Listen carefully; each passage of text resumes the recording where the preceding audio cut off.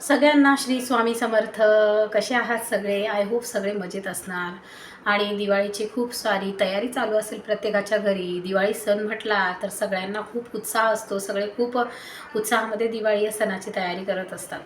तर हो, आपल्या महाराष्ट्रामध्ये दिवाळी सणाला खूप महत्त्व आहे. दिवाळीचे 4-5 दिवस म्हणजे सगळ्याकडे एकदम रोषणाई असते. दिवाळी हा सण दिव्यांचा सण म्हणून आपण म्हणतो, दिव्यांचा सण म्हणून साजरा करत असतो. लक्ष्मी मातेचं आगमन आपल्या घरात होतं. प्रत्येकजण नवनवीन कपडे घालून अगदी उत्साहामध्ये असतं. घराच्या कामांपासून सुरुवात होते तर शेवट होतो ते भाऊबीजेच्या दिवशी. तर अशाच प्रकारे दिवाळीचा प्रत्येक दिवस हा खूप खूप महत्त्वाचा असतो. त्याच्यातलाच महत्त्वाचा दिवस म्हणजे धनत्रयोदशी. तर त्यालाच आपण धनतेरस म्हणतो. तर धनतेरसच्या दिवशी काय करतात हे सगळ्यांनाच माहिती आहे. त्या दिवशी धन्वंतरी देवाची पूजा केली जाते. धन्वंतरी देवता म्हणजे कोण? की ज्यांचा समुद्र मंथनातून जन्म झाला होता अशी धन्वंतरी देवता, ज्यांच्या हातामध्ये एक मटका, त्या मटक्यामध्ये आयुर्वेदिक औषधं, म्हणजे ते एक प्रकारचं औषधीय मटका घेऊनच ते जन्माला आलेले होते आणि आहेत म्हणजे इनव्हिजिबली. तर प्रत्येक डॉक्टरांच्या कॅबिनमध्ये आपण जातो तेव्हा आपल्याला एक देवतेची मूर्ती दिसते, ती म्हणजे धन्वंतरी देवता असते. प्रत्येक डॉक्टर हा धन्वंतरी देवतेला मानत असतो, त्यांची पूजा करत असतो. वैद्यांचा डॉक्टर म्हणजे वैद्यकीय आयुर्वेदिक डॉक्टर म्हणजे धन्वंतरी देवता. तर अशा प्रकारे आपण त्या दिवशी धन्वंतरी देवतेची पूजा करत असतो. तर अनेक गोष्टी या धनतेरसच्या दिवशी महत्त्वाच्या असतात, ज्या की आपल्याला पूजेमध्ये ठेवायच्या असतात. त्या दिवशी विकत आणायच्या असतात. आपण म्हणतो की त्या दिवशी आपल्याला सोनं, चांदी, पितळी किंवा तांब्याची भांडी घ्यायची आहे, मौल्यवान वस्तू घ्यायच्या आहे, हिरे, मोती, काहीतरी ज्याची जशी कॅपॅसिटी त्याप्रमाणे. पण मी तुम्हाला सांगते की यापेक्षाही मौल्यवान वस्तू आहे ज्या धनतेरसच्या दिवशी आपण घरी आणल्या पाहिजेत. कारण ह्या सगळ्या गोष्टी आपल्या सुखसमृद्धीला कारणीभूत ठरत असतात.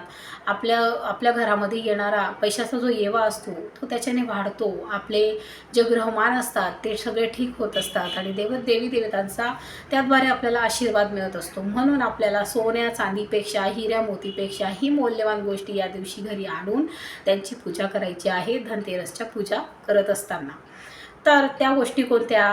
तर जास्त वेळ वाया न घालवता आपण डायरेक्टली त्या गोष्टी कोणत्या हे बघूयात, की तुम्हाला त्या गोष्टी कोणत्या त्या गोष्टी आणायच्या आहेत की ज्या सोन्या चांदीपेक्षाही मौल्यवान आहेत.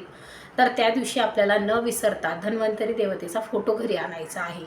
ज्या कुणाकडे नसेल त्यांनी नक्की घ्या, ज्या कुणाकडे असेल तर वेल अँड गुड. तर प्रत्येकाने या दिवशी धन्वंतरी देवतेचा फोटो आणा आणि त्यांचं जेव्हा आपण पूजा मांडणी करतो तेव्हा पूजेमध्ये त्या देवतेची पूजा करा, धन्वंतरी देवाची पूजा करा. तर ते खूप महत्त्वाचं आहे, कारण की प्रत्येकाला पैसा, संपत्ती असं काही ऐश्वर्य हवं असतं. पण खरं ऐश्वर्य, खरी संपत्ती म्हणजे आपलं शरीर आहे. तर आधी शरीर कमवा, हेल्थ कमवा. हेल्थची देवता, शरीराची देवता म्हणजे धन्वंतरी देवता.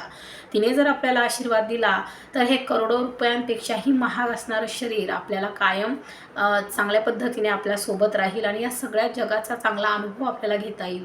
सगळी सुख ही आपल्याला त्याचा अनुभव घेता येईल. तर त्यासाठी शरीर हे चांगलं असायलाच पाहिजे. म्हणून आधी आपण सगळ्यात धन्वंतरी देवतेची पूजा करणं, त्या दिवशी त्यांना त्याची म्हणजे यथोचित जशी पूजा केली जाते त्या दिवशी त्यांची पूजा करा. म्हणजे त्यांचा फोटो आणा प्रत्येकाने, हे इनडायरेक्ट मी सांगू इच्छितो तुम्हाला. आणि त्याचबरोबर तुम्हाला दुसरी गोष्ट जी खूपच महत्त्वाची आहे, जी तुम्ही त्या दिवशी आणायलाच हवी, ती म्हणजे शिरई, केरसुणी, झाडू.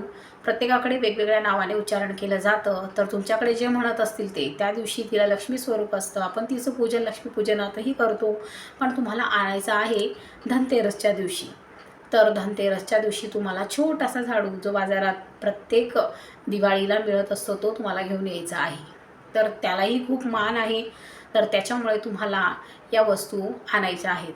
त्याचबरोबर तुम्हाला अजून एक वस्तू आणायची आहे, ती पूजनामध्ये अत्यंत महत्त्वाची आहे, ते म्हणजे धणे. तुम्हाला 10 रुपयाचे का होईना त्या दिवशी धणे आणायचे आहे.